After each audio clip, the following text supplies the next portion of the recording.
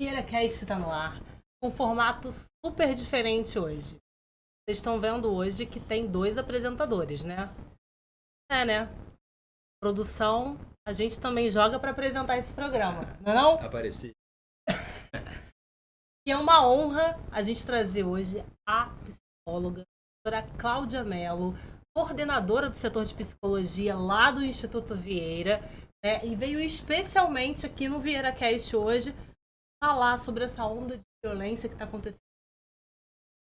Precisa ser falado. A gente já teve um programa em que a gente falou um pouco no âmbito escolar, né, com a pedagoga Helena Cosme, que foi fantástico o programa, mas agora a gente precisa falar com uma visão psicológica, uma visão de profissional, honradíssima, extremamente premiada, a doutora Cláudia, que estuda, analisa, tem uma sensibilidade e um olhar diferenciado para esses casos. Vamos começar a VieiraCast hoje? Então, nos últimos dias presenciamos cenas de violência no ambiente escolar, onde muitas das vítimas são alunos ou onde os próprios alunos do fato. É preocupante.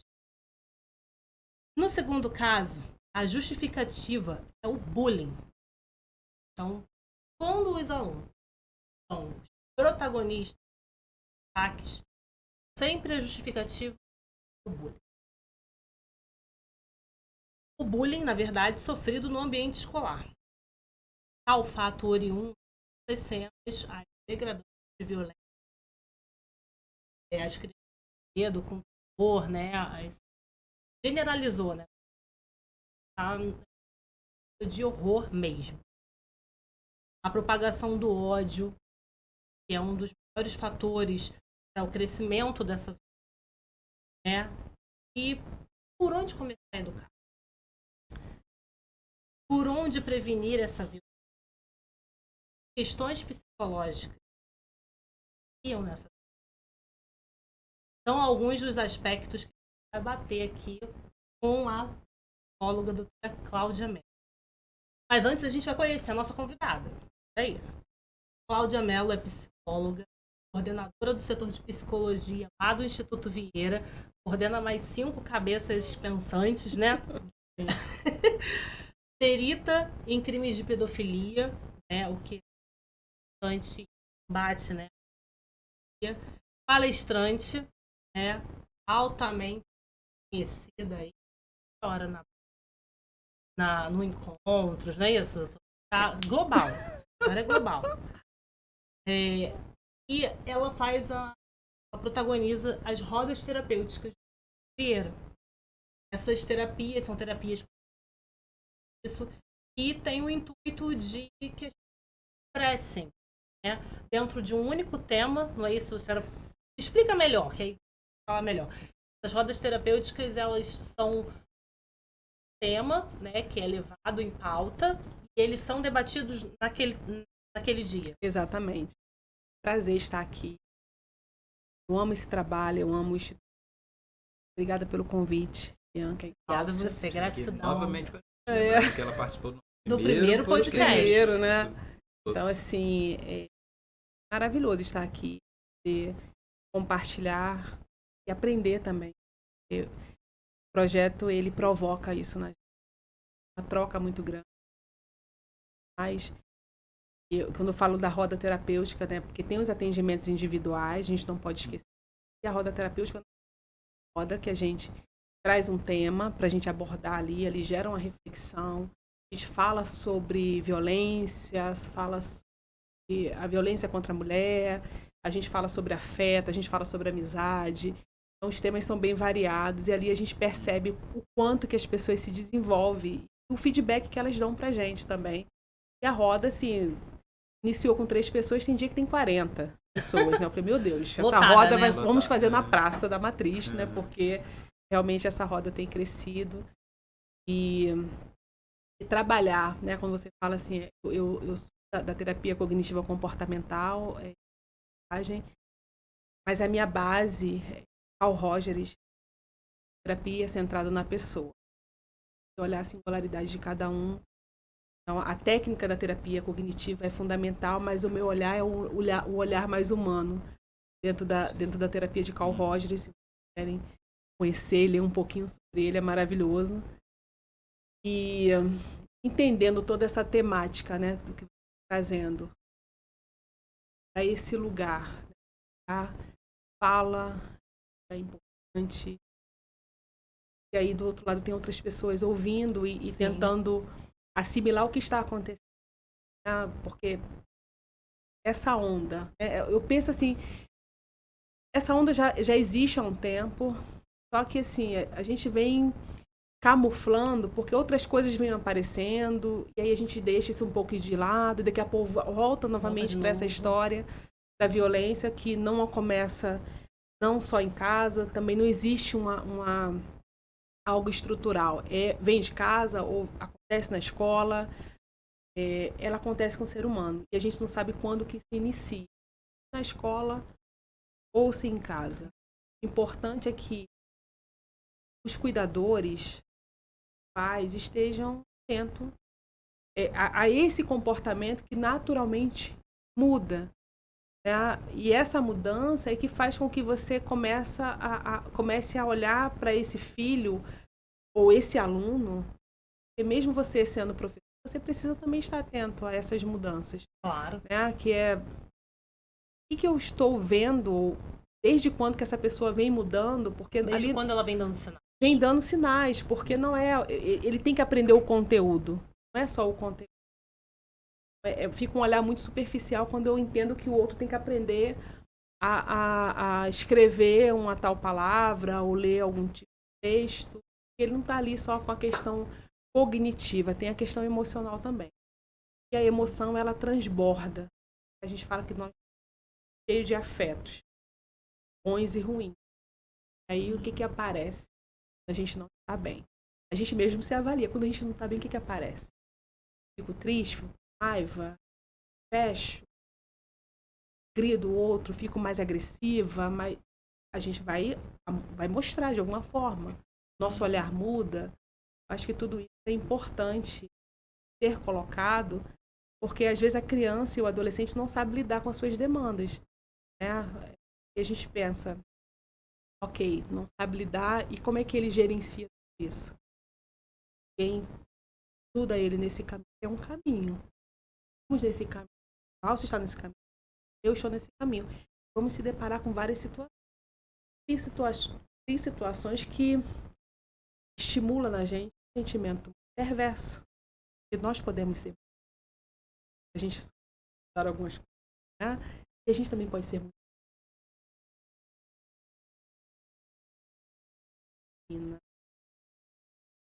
Tem essa facilidade de entender, você está aberto para esse aprendizado.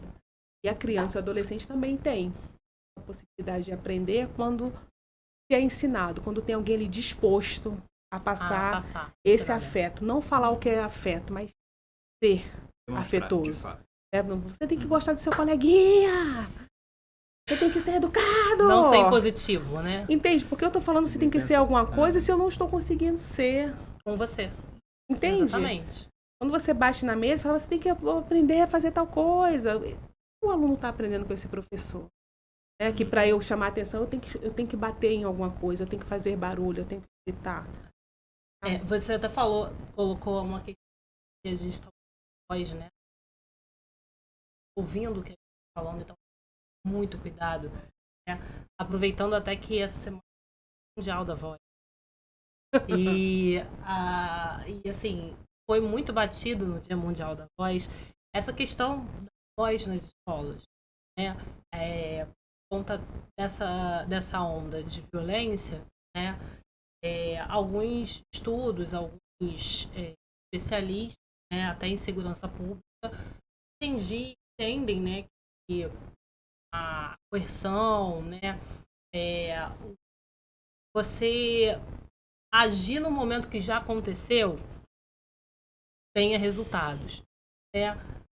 Mas no Dia da Voz, a prevenção, muito falado, é muito importante. Então, o falar é muito importante. E o professor é a conexão, é a voz que o aluno tem, que ele ouve, né? Então, assim, eu parei para pontuar isso, e você falou a gente estar usando a voz, a fala, né? E a importância disso, e é muito importante.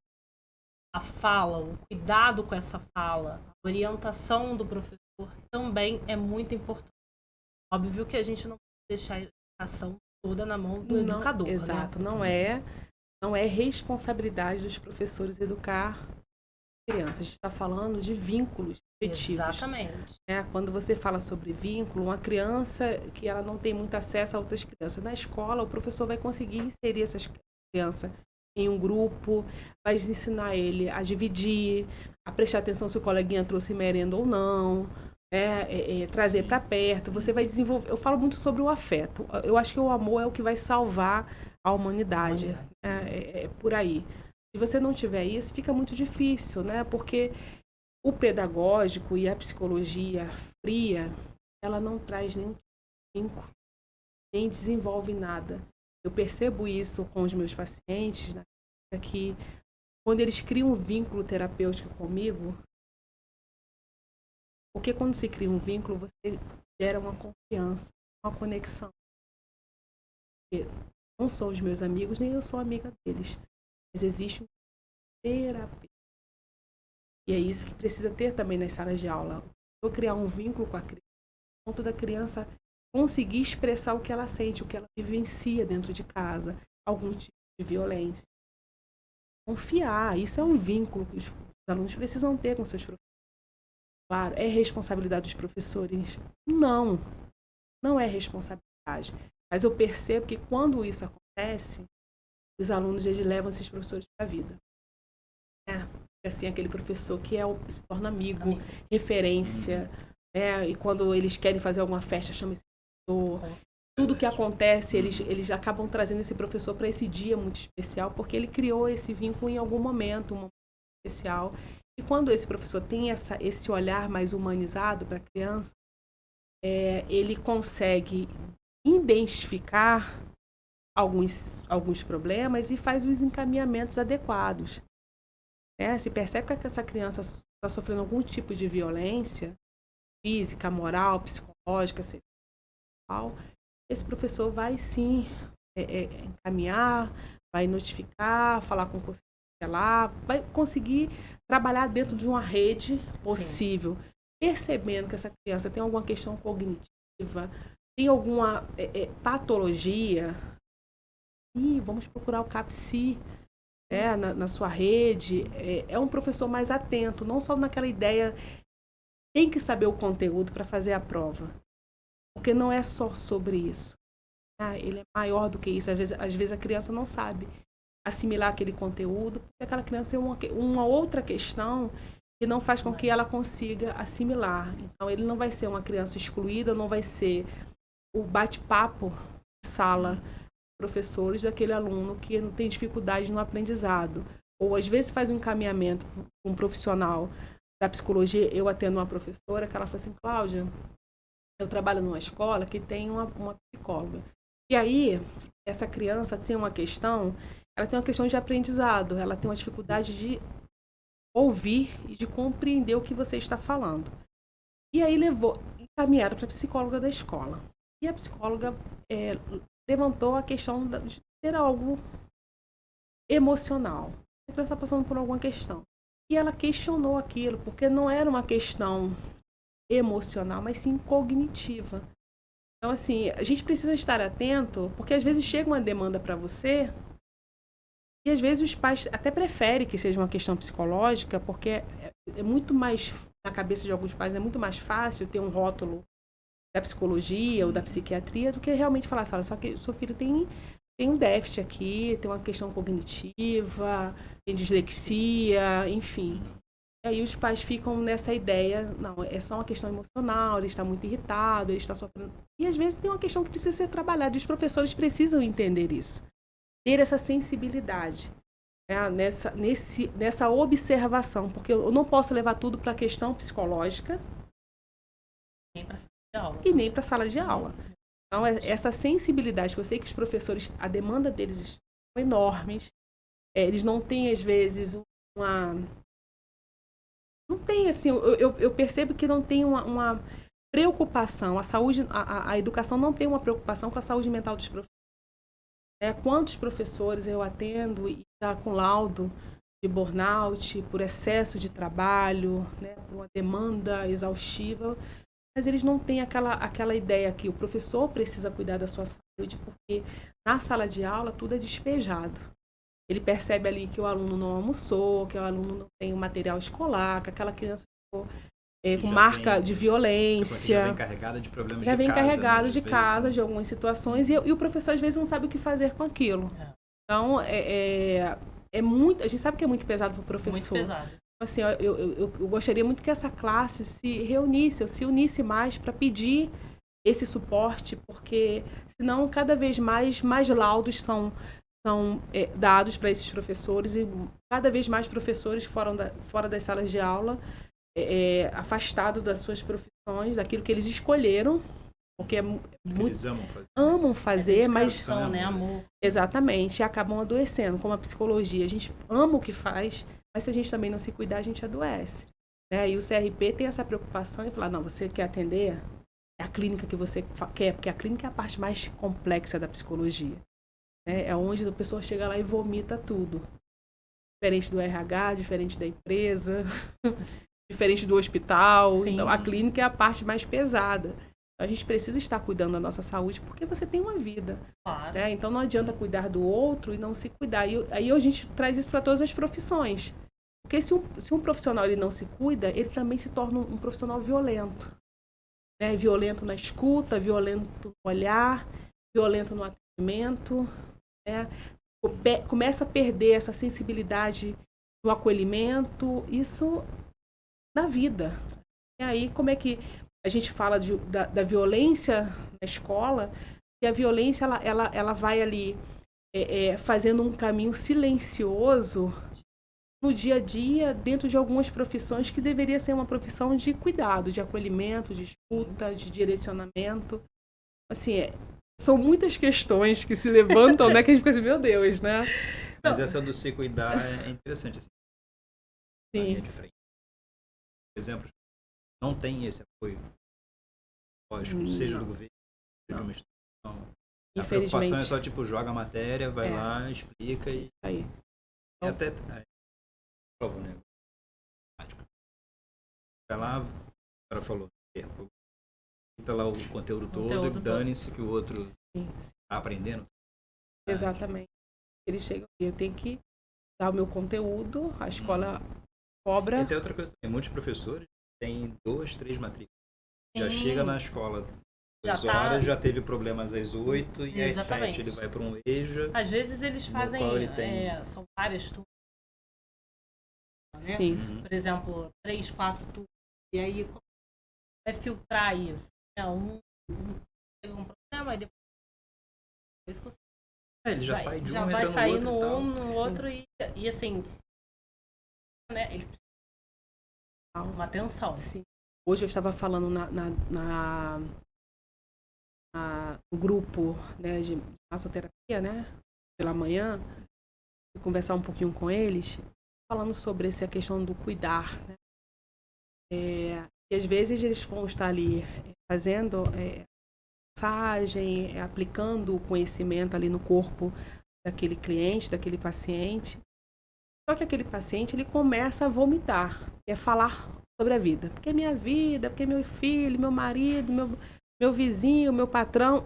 E às vezes o profissional, ele acaba trazendo aquele conteúdo para ele. Ele esquece que ele está ali para fazer o trabalho dele e não ter essa escuta. Por isso que alguns acabam adoecendo, porque você tem que deixar o outro falar. Você não está ali para, ai caramba, ele está falando tal coisa, deixa eu ver o que eu posso fazer. Não.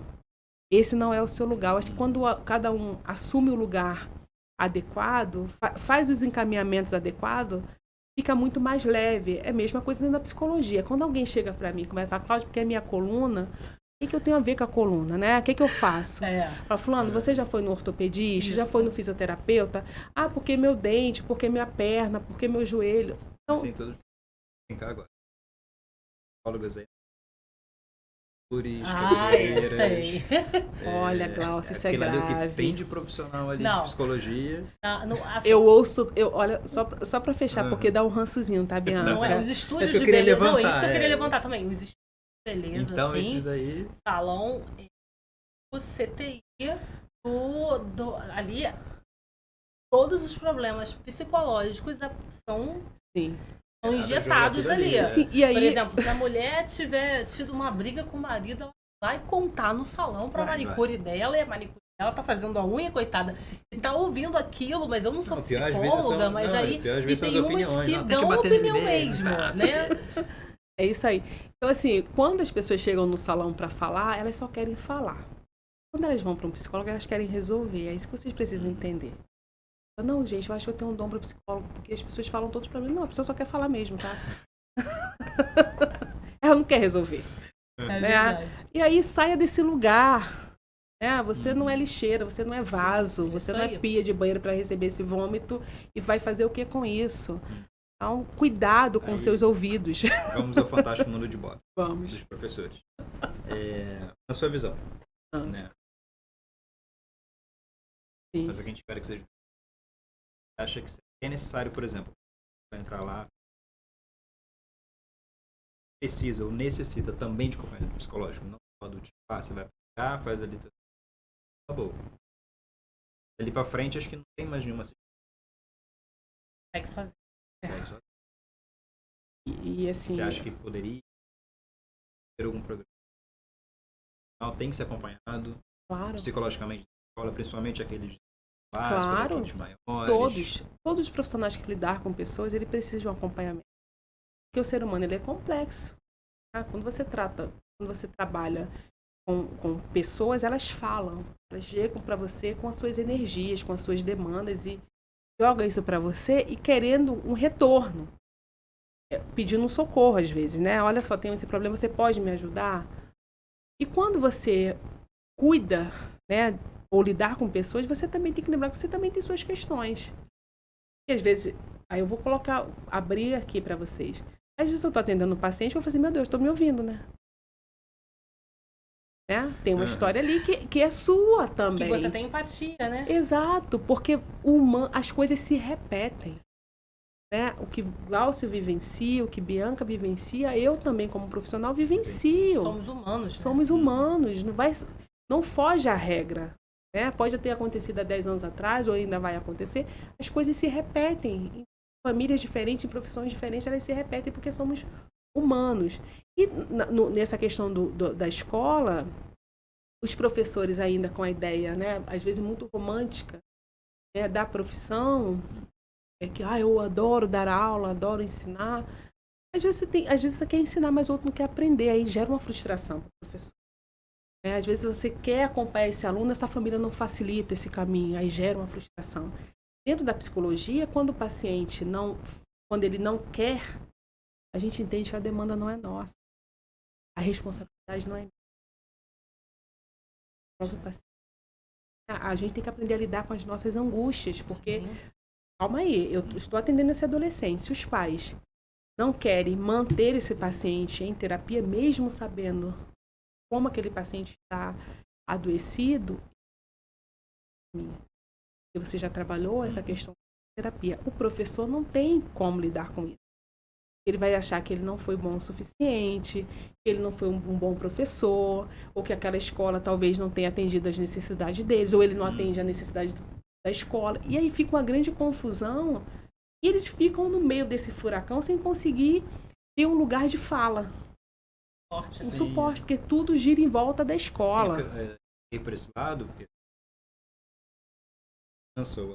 já chega com indo de outros lugares, né? Já vem com o kit básico dele de problema. Sim. O professor não preparado para aquilo. Tem vários ciclos, ou não tem esse... Vou dizer que isso zeraria o problema na escola. Não. Conseguiria trabalhar essa questão com alunos. Acho que se ele tivesse um acompanhamento, ele poderia trabalhar melhor dentro de turma, não só com mas quando ele visse um conflito, ou às vezes Por exemplo, essa questão, essa questão de violência,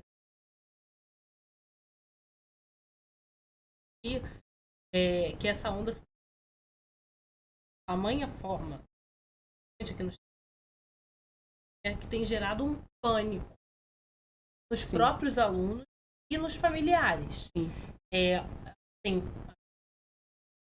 né, a questão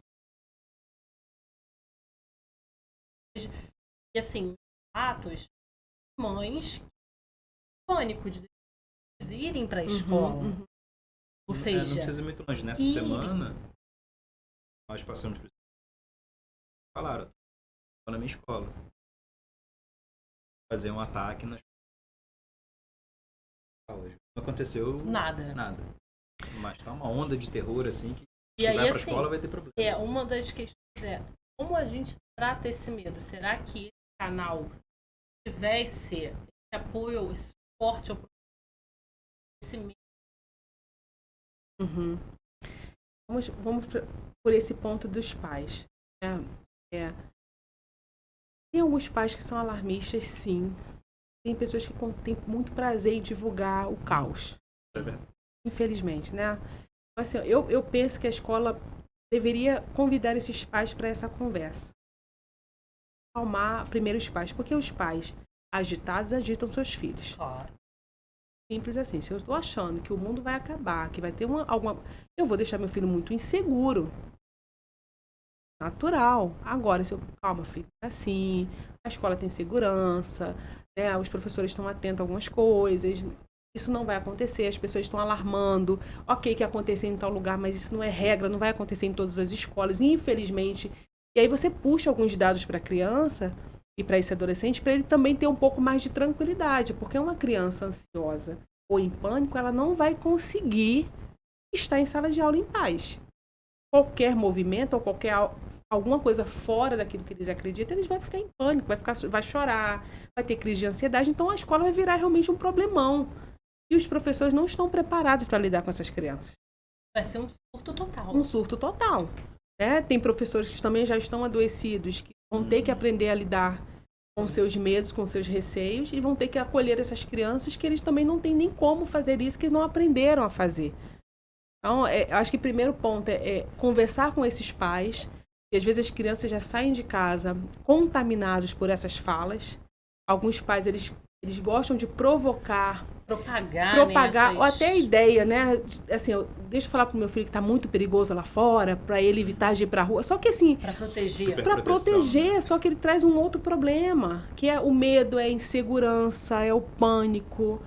Calma, tem lugares sim perigosos. A gente não tá livre de nada. Mas ok, né? Até agora, o que aconteceu com você até agora? Eu falo assim, olha sempre pro seu histórico. Até agora, o que aconteceu? Perto de você, quantas pessoas viveram isso? Sim. Aí você vai trazendo para essa criança, para esse adolescente, algo mais racional, não emocional. Que é o medo. O medo, às vezes, é irracional. Eu tô com medo que eu coloque uma bomba ali fora. Tá, quantas vezes você viram que colocaram uma bomba ali? Quantas vezes explodiu uma bomba na escola tal? Trazer a realidade, né? Trazer a realidade, né? Olhar para esse histórico e trazer para a criança uma calma. Não colocar ele no mundo da fantasia. Não é isso. É falar assim, a violência existe sim, mas assim, estamos tentando lidar com ela da maneira mais adequada, que é se protegendo, evitando algumas situações. Se você sabe que naquele lugar é muito perigoso, você vai evitar de estar naquele lugar. A sala de aula ainda não pode ser esse lugar mais perigoso da Terra. Porque às vezes os pais falam assim, a escola, mas a criança está na rua 11 horas da noite brincando. Aí assim, delicado, né? A escola é perigosa, mas onde você mora, às vezes, às vezes você está com um parceiro dentro de casa e ele é tão perigoso quanto o cara que faz bomba. E aí? Né, gente? Verdade. Desculpa falar, mas infelizmente é assim. Às vezes, olha, lá fora é muito perigoso, mas a mãe... E a criança convive com aquilo. Exato. Às vezes a mãe bate no filho até sangrar. Tá, aí a bomba tá lá na escola, ou você já é uma bomba que explode todos os dias em cima dos seus filhos. Mas assim, a gente precisa olhar para cada ponto e ampliar essa visão para você entender o que é violência. Violência acontece o tempo todo, mas às vezes... A violência está tão presente dentro de casa que os pais querem tirar o foco. E aí joga para fora. Não, lá é perigoso. Eu te bato, eu te espanco, para você entender que não pode ir para a rua. E, Cláudia, você acredita ali acreditam na tese? É válido articular no âmbito escolar debate, a radicalização, politização, racismo, a misoginia, sobre como a gente convive com as diferenças. Você acha que é válido no âmbito escolar essa discussão? Muito. Quando a gente fala sobre o bullying, isso tudo aparece. E aparece muito cedo. Eu penso que já deveriam iniciou as aulas, maternal, jardim 1, 2 e 3, cada escola tem jardim até o jardim 7, sei lá, né? Cada escola tem uma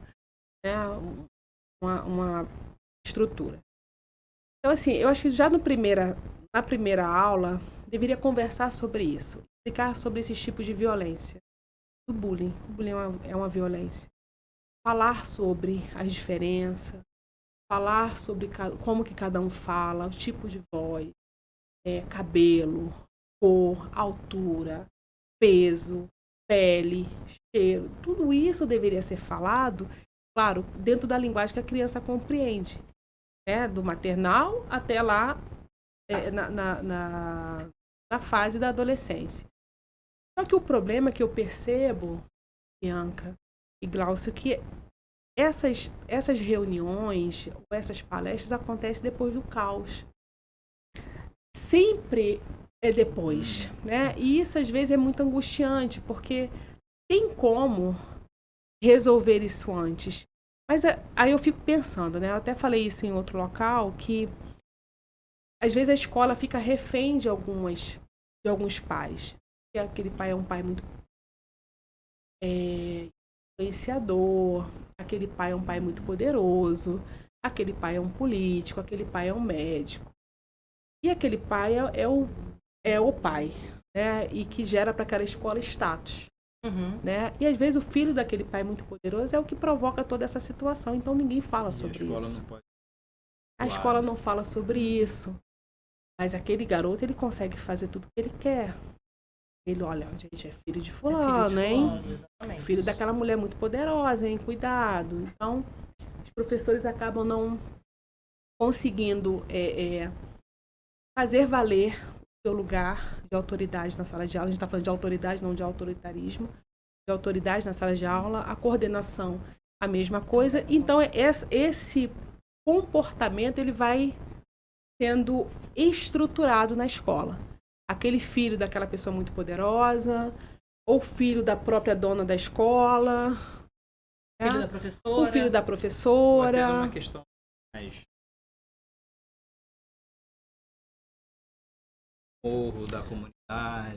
Isso a gente fala do poderoso. Não pode fazer porque sim, porque esse é o poderoso também. Mas porque há diferenças do sim. O poderoso social, aquele que tem sim. é aquele poderoso imposto. Exato. Que é onde a gente vive hoje, o poderoso das comunidades. Exatamente. Como a gente escuta falar direto, que é arma, material que não... Exato. E aí eu fico pensando, Glaucio, tem uma ferramenta que pode ser utilizada na porta da entrada da escola, que é um detector de metais. Que não deve ser o preço de um prédio. Sim. Acredito eu.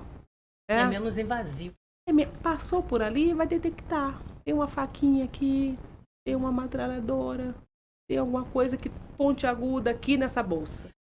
Mas por que não investem nesse equipamento, que na minha cabeça seria algo assim perfeito para evitar esses possíveis ataques? A gente não está falando que esse aparelho vai resolver outras questões. A gente está falando desse aparelho evitar inibir um massacre, algo muito mais grave que acaba ali muitas pessoas perdendo a vida porque uma pessoa conseguiu entrar com uma faca. Infelizmente está quase tornando normal. A cada semana a gente vê um tipo diferente de ataque, e na verdade, seja por arma, seja por e na faca. verdade você fala até que aí chega para beneficiar as escolas. Sim. Né? não com aquele olhar de não vai trazer problema, não é invasivo, né? Existiu até um comentário que está rolando no Facebook e as pessoas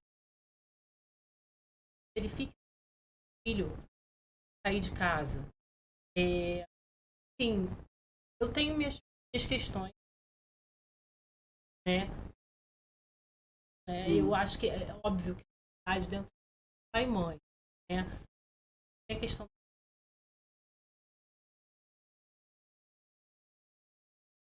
do carinho, atenção. Se eu cultivo isso com o filho, então, tenho não certeza, porque a gente não está na mente do ser humano, mas 50% de certeza que o meu filho vai chegar e vai ter uma conotação completamente diferente quando ele estiver, de repente, pensando em levar um canivete para a escola. Por isso a ideia que a gente colocou no início sobre a observação. Né? Se você conhece o seu filho, né? Se você conhece o seu enteado, se você conhece o seu sobrinho, se você conhece o seu neto, porque assim, as crianças são criadas por diversas pessoas. Exatamente. Né? Você está percebendo algo diferente.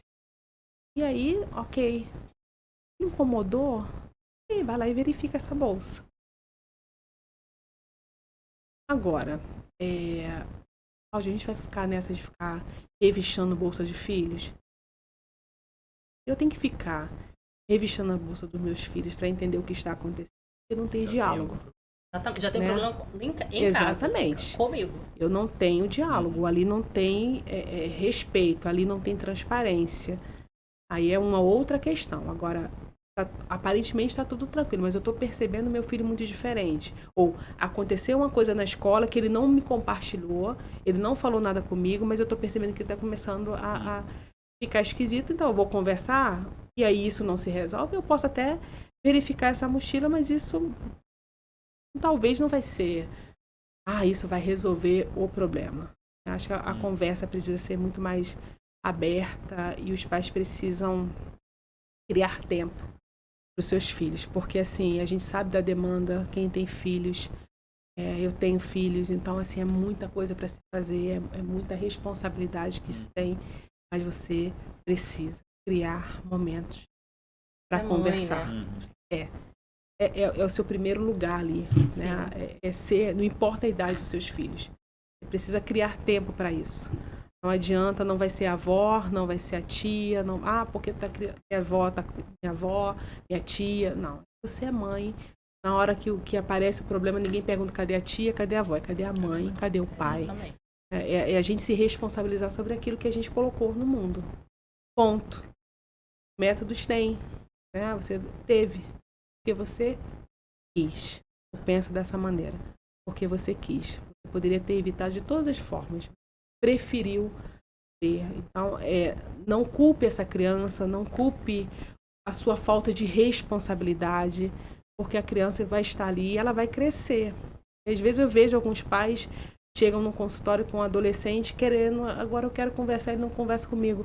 A conversa tinha que ter começado lá aos 2 anos de idade. Sim. 1 ano de idade, na barriga. Agora, claro que ele não quer. Na adolescência ele se fecha, natural. Ele precisa se fechar para ele poder se conectar com ele buscar uma outra identidade, para ele questiona quem são esses pais, eles querem ser diferentes, faz parte. O questionamento é muito presente. É muito presente na adolescência. Agora, poxa, ele não conversa comigo. Agora que você está sabendo disso, desde quando ele não conversa com você?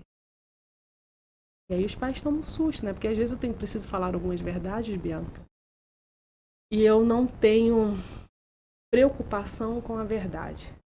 Me preocupo com a mentira. Quando eu preciso falar algumas verdades, eu deixo sempre muito claro para os pais, quando eu falei, tem certeza que quer que eu atenda os seus filhos? Boa sorte para todos nós. Eu falo assim, né? Mas Boa sorte para todos nós, porque quando você começa a atender, as demandas vêm. E não é... Porque às vezes os pais apresentam o filho como um grande problema. Né? E aí não é o problema, às vezes não é aquele adolescente, não é aquela criança. As questões ali que você vai entendendo por que essa criança adoeceu ou por que ela está com esse comportamento tão fora do padrão. Essa criança, ela quer ser vista de alguma forma.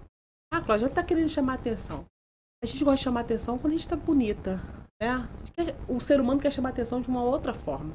Quando é algo ruim, porque essa pessoa não está bem. A gente quer chamar atenção com o nosso cabelo mais arrumado, ou com um colar diferentão igual da Bianca, né? Ou é assim, ou arrumou o cabelo. A gente quer chamar atenção assim. Agora, quando é algo ruim, não. Não é chamar atenção. Essa pessoa está doente, precisa de cuidado, precisa de ajuda. E essa ideia, né, dessa violência silenciosa que acontece dentro de casa e na escola, no ambiente das profissões, na vida familiar, nas amizades, porque essa violência ela vem circulando de todas as maneiras e ela vai acabar trazendo algo muito nocivo para todos nós, que é o medo de se relacionar, o medo de confiar, o medo de se entregar, né? Porque isso começa lá atrás.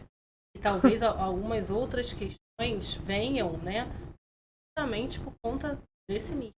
Sim. Dessa, assim, uma coisa que eu ia te perguntar, não sei, eu assisti a novela A Travessia. E, assim, pontualmente, né, a Glória Pérez vem falando da questão do com adolescente. Né? E a gente está falando de pai e mãe. Né? E, assim, o Glaucio pode falar melhor, pode perguntar até melhor, ele pode perguntar melhor, mas, assim... Eu queria até denunciar. Essa questão é muito pontual. Eu vou deixar aqui com o Glaucio para ele levar a pergunta, mas a novela está enfatizando muito bem. Mas aí o Glaucio vai conduzir. Sim. Primeiro é só na questão da denunciar a idade, né? Eu ia falar assim, estou falando realmente dos vínculos que os pais têm perdido. Essa questão. As crianças sejam, sei lá, para um trabalho, porque dobrar dois tem algo óbvio. Sim. Quero na minha que não tinha essa questão da tecnologia. Os pais, obrigatoriamente, eles eram mais. Eu não tinha rota de fuga. Eu ia televisão, canais.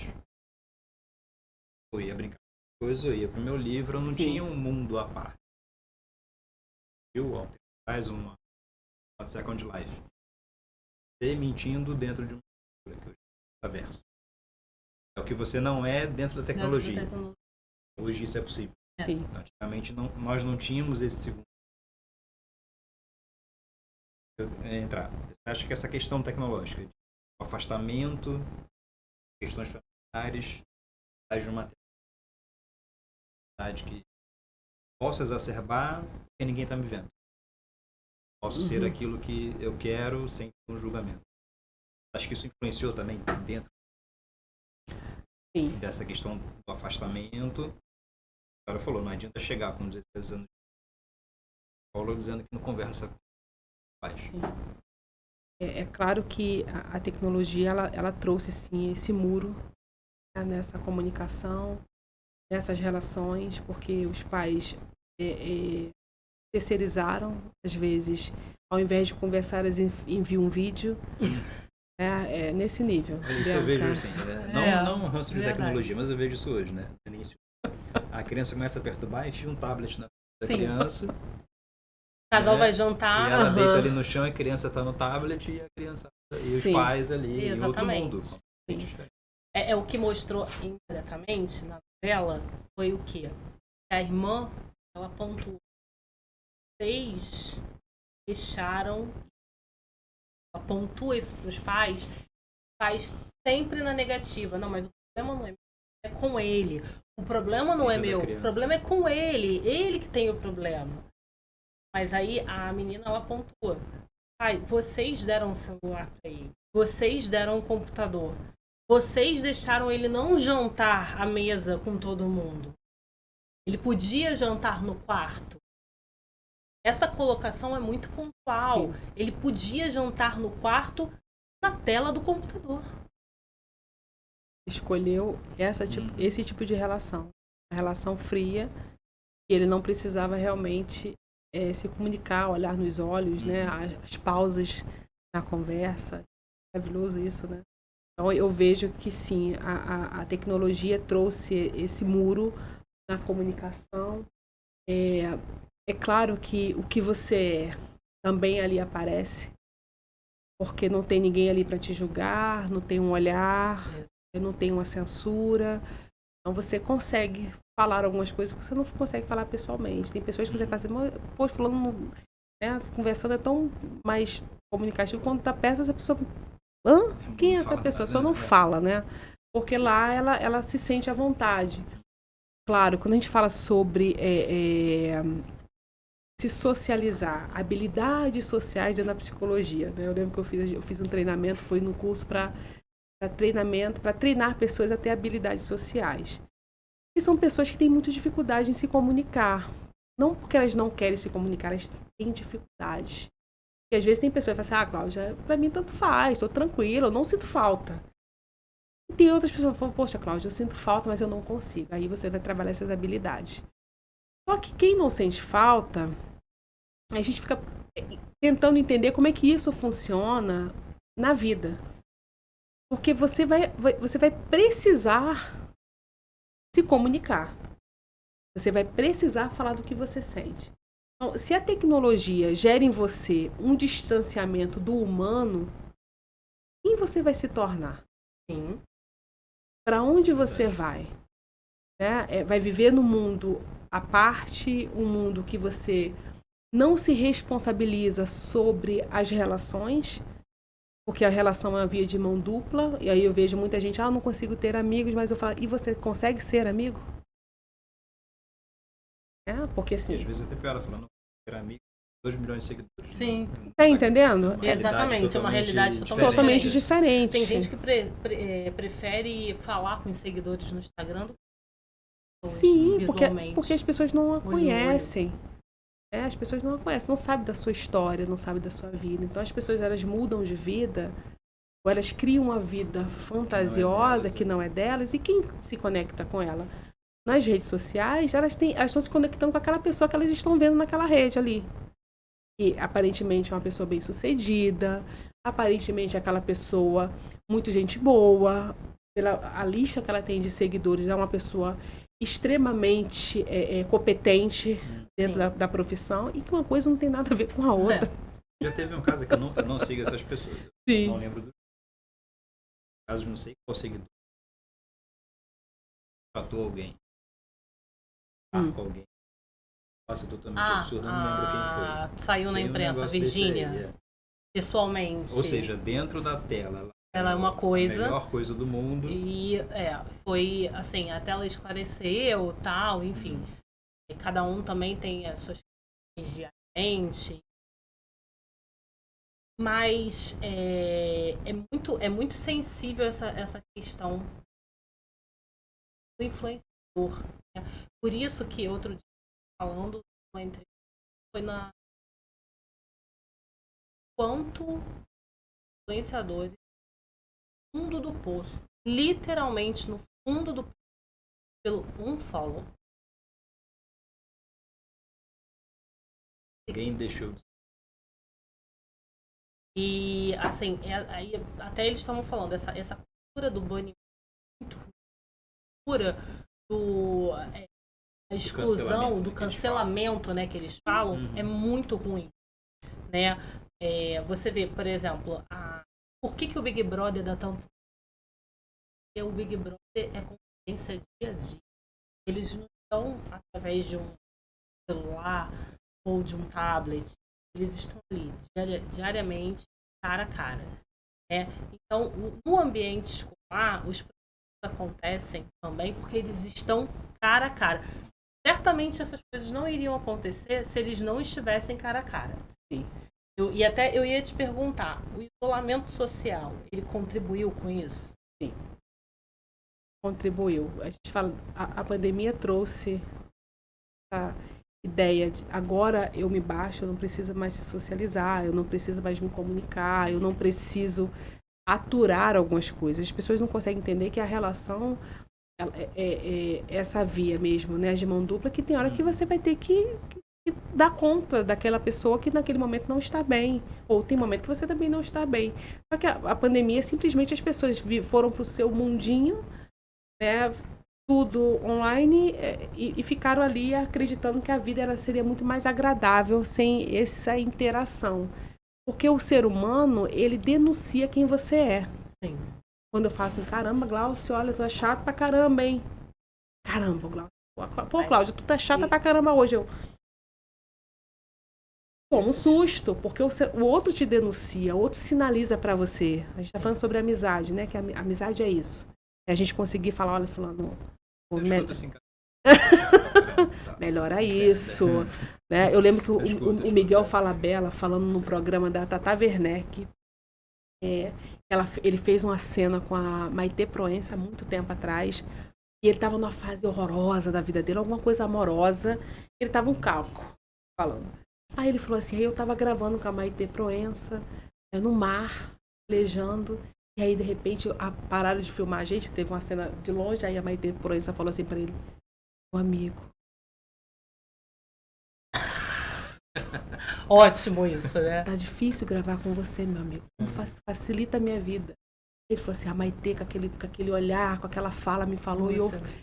E assim, ela foi amiga. Né? Ela conseguiu falar. Se fosse agora, nessa era, ela simplesmente bloqueava, ia gravar. Não quero mais ser amigo. Se a gente leva isso então para o ambiente escolar, onde a pessoa está isolada, é pancadaria. Exatamente. Porque quando você ainda diz pro outro fulano, você tá insuportável, hein? Eu tô dizendo, cara, melhor, eu gosto de você. Eu já te vi melhor, você tem outra versão maravilhosa.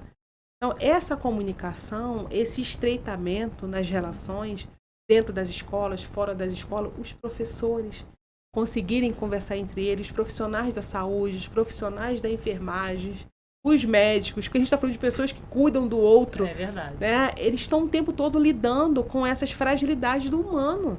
Então, enquanto você se protege atrás de uma tela, acreditando que ali é um lugar seguro, mais inseguro você fica. Ou se protege ou ataca mais. Ataca. Do outro lado então, também, né? Quando eu falo se protege, é isso. É quando você consegue ser quem você deseja ser e não ter nenhuma consequência das suas atitudes.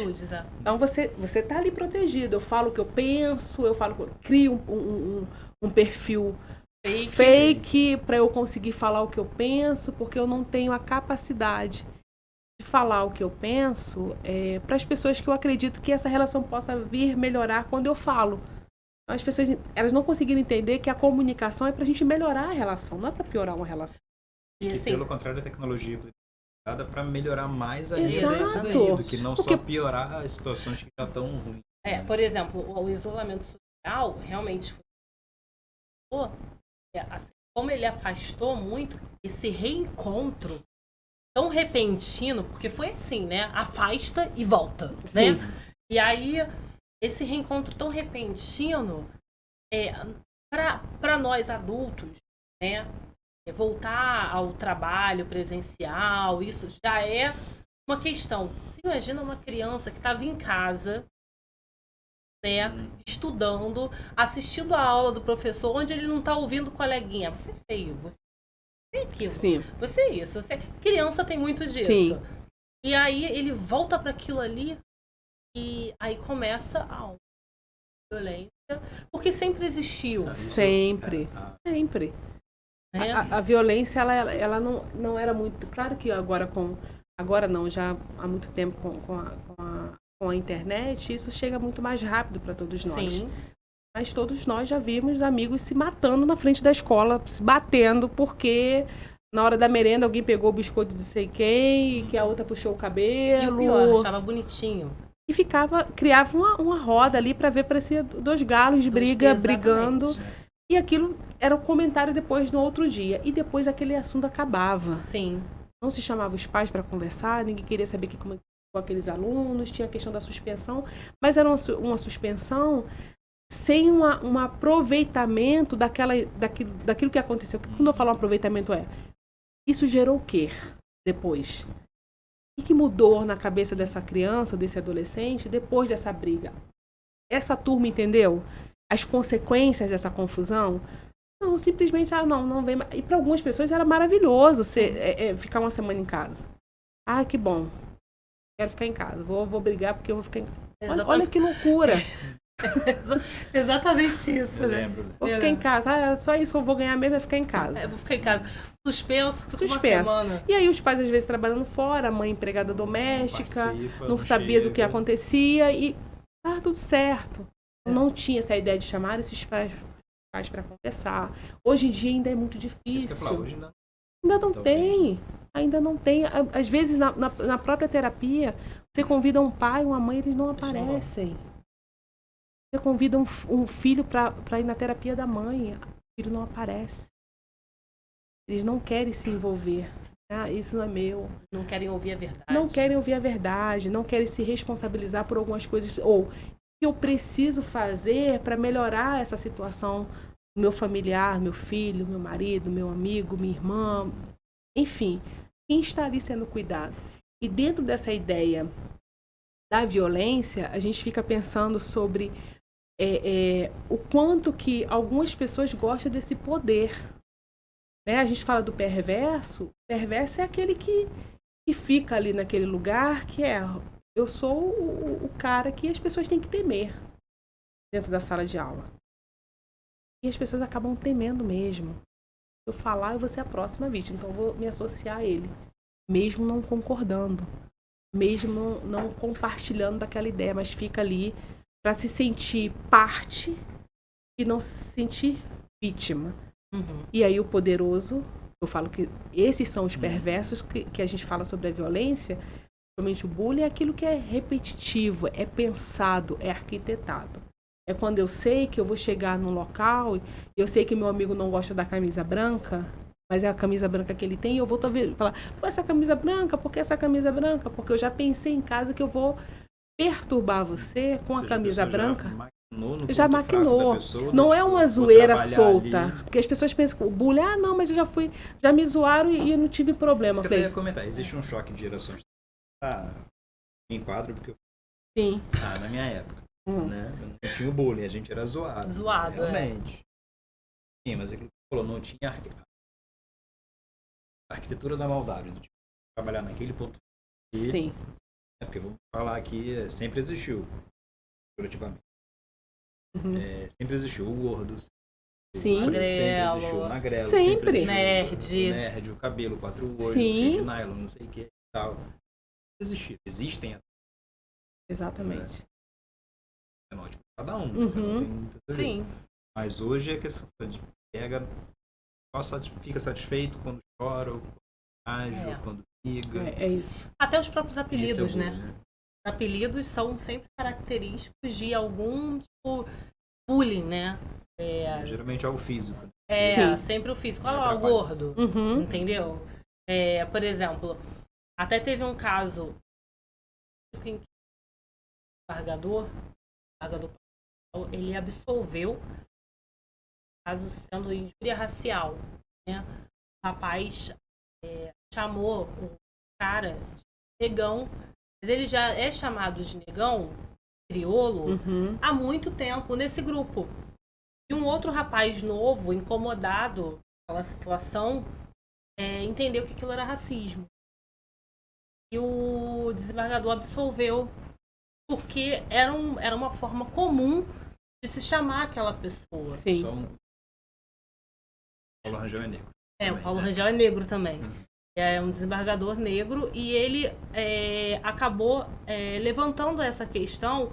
Até teve um pouco de crítica, mas existia esse tratamento, esse pronome que nem, por exemplo, você chega num lugar, vou falar com o gordo ou com o minhoca, entendeu? O minhoca, porque o minhoca é magrelo, entendeu?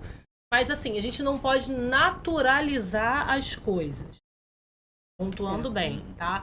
Mas se são questões já comumente, né, que acontecem num grupo, num nicho social, e que até então a pessoa não se sentiu ofendida, o que aconteceu ali, a própria pessoa não se sentiu ofendida. A gente está falando sobre intimidade, né? é intimidade.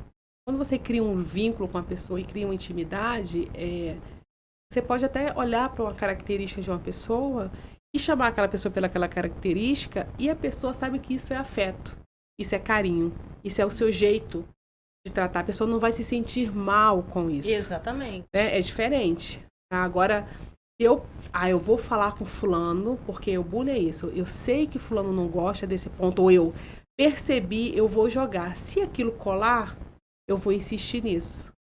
Porque eu não sei lidar com os meus sentimentos em relação àquela pessoa. Sim. Essa pessoa fez alguma coisa que eu não gostei e eu não sei lidar com isso. Então eu vou criar um outro caminho para ofender. Porque até nós adultos fazemos isso. Sim. O problema está aqui. Aí eu não sei resolver isso. Aqui eu vou, aqui, dou uma volta para eu atacar por aqui. Podendo ser direto, fala só, fulano, naquele dia aconteceu isso, isso, isso. Eu vou começar a criar uma situação. Aí a gente fala até dentro do trabalho e fala sobre o assédio moral.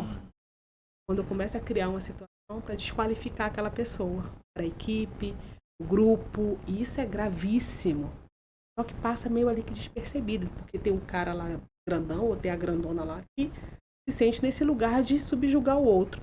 Isso acontece na escola, quando eu percebo uma fragilidade, quando alguém fez alguma coisa comigo e eu não soube lidar, né, a criança vai lá e deixa eu criar esse caminho aqui. Vou começar a xingar essa pessoa por esse apelido aqui, ver como que ele vai reagir.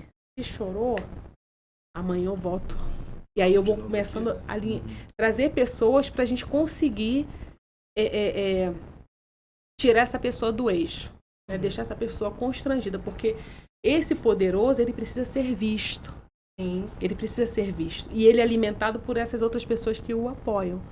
E aí fica todo mundo com medo, dando poder para quem não tem poder, porque quem age dessa forma é fraco.